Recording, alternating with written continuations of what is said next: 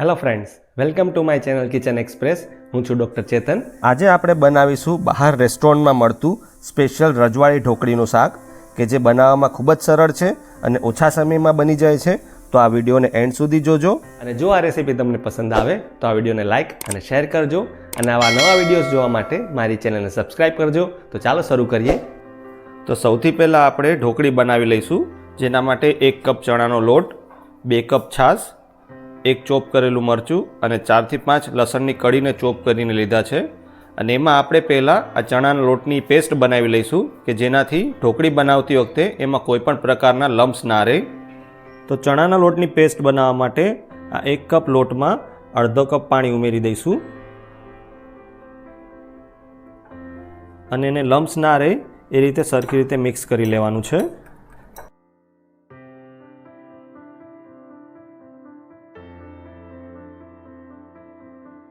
તો આ ચણાના લોટની પેસ્ટ બની ગઈ છે. હવે ઢોકળી બનાવી લઈશું. તો ઢોકળી બનાવવા માટે કડાઈમાં 1 ટેબલ સ્પૂન તેલ લઈ એને ગરમ થવા દઈશું. તેલ ગરમ થઈ જાય એટલે એમાં 1 ટીસ્પૂન અજમા,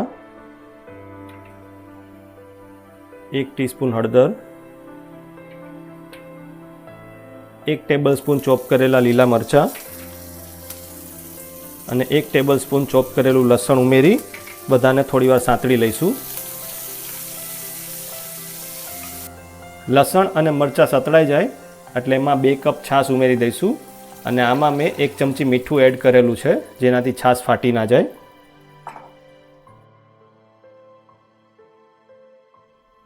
હવે આ છાશમાં એક ઉભરો આવી જાય પછી આમાં ચણાના લોટની પેસ્ટ ઉમેરવાની છે. તો આ છાશમાં એક ઉભરો આવી ગયો છે. હવે આ ચણાના લોટની પેસ્ટ આમાં ઉમેરી દઈએ.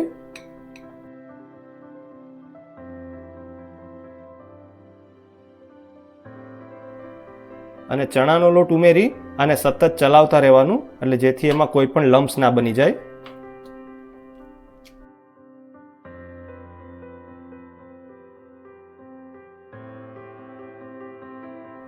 ચણાના લોટને કૂક થવામાં વાર નથી લાગતી.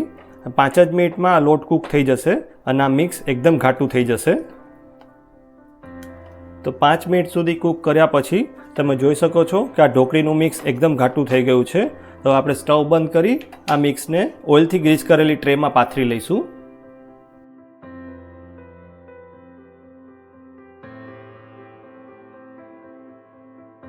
તો ઢોકળીના મિક્સને આ રીતે ટ્રેમાં પાથરી લીધું છે.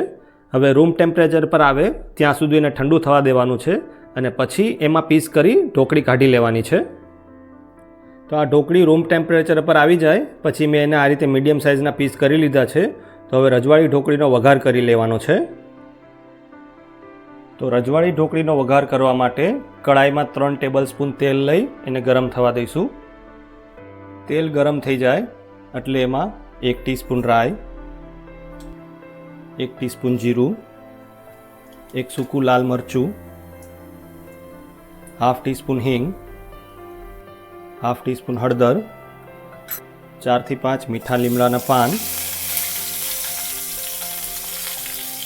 અને ચોપ કરેલા આદુ મરચાં ઉમેરી એને સાંતળી લઈશું. આદુ અને મરચાં સતળાઈ જાય એટલે એમાં આ 1 ટેબલ સ્પૂન ચોપ કરેલા લસણને ઉમેરી દેવાનું છે.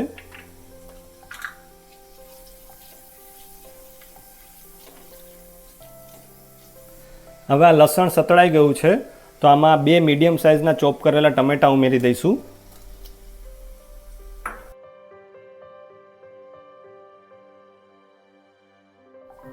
તો હવે ટમેટાં સોફ્ટ થાય ત્યાં સુધી એને કૂક થવા દેવાનું છે. તો ટમેટાં કૂક થઈ ગયા છે. હવે આમાં મસાલા કરી લઈએ. એમાં 1 ટેબલ સ્પૂન કાશ્મીરી લાલ મરચું, 2 ટેબલ સ્પૂન ધાણા જીરું અને 1 ટીસ્પૂન ગરમ મસાલો ઉમેરી મસાલાને સરખી રીતે મિક્સ કરી લેવાના છે.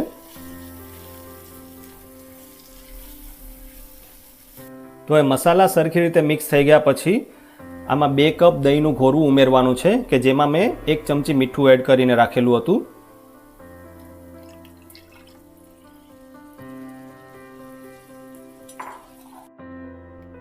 દહીંમાં મીઠું એડ કરીને વઘારમાં ઉમેરીએ તેથી દહીં ફાટતું નથી. દહીંનું ઘોરવું સરખી રીતે મિક્સ થઈ જાય એટલે એમાં અડધો કપ પાણી ઉમેરી દેવાનું છે.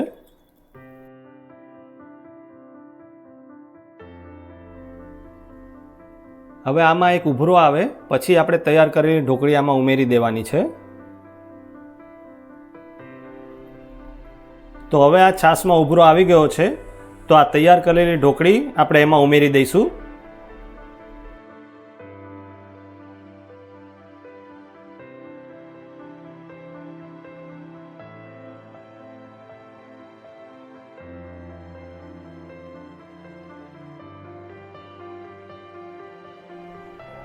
ઢોકળી ઉમેર્યા પછી આને આપણે સ્લો ટુ મીડિયમ ફ્લેમ પર 5 થી 10 મિનિટ માટે ઉકળવા દેવાનું છે. તો 5 મિનિટ સુધી કૂક કર્યા બાદ હવે આમાં આ 3 થી 4 ઢોકળીને ભૂકો કરી ઉમેરી દેવાની છે કે જેનાથી ગ્રેવી એકદમ સરસ થીક થઈ જાય છે. અને હજુ આપણે 5 મિનિટ સુધી કૂક થવા દઈશું.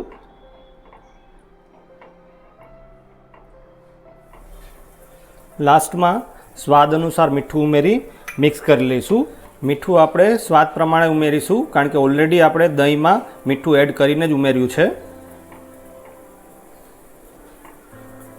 છેલ્લે ચોપ કરેલી કોથમીર એડ કરી મિક્સ કરી લઈશું.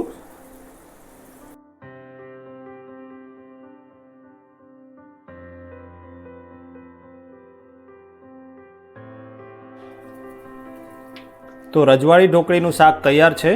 હવે સ્ટવ બંધ કરી એને સર્વ કરી લઈશું.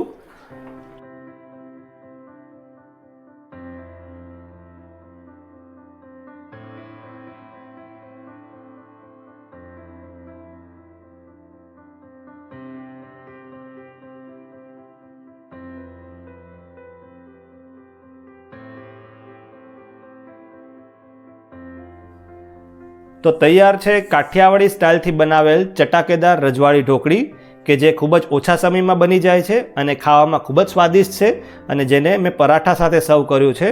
તો તમે પણ આ રેસીપીથી ઘરે જરૂરથી ટ્રાય કરજો અને જો આ વિડીયો પસંદ આવે તો આવી નવી રેસીપીઝ જોવા માટે મારી ચેનલને સબસ્ક્રાઈબ કરવાનું ભૂલતા નહીં. Thank you.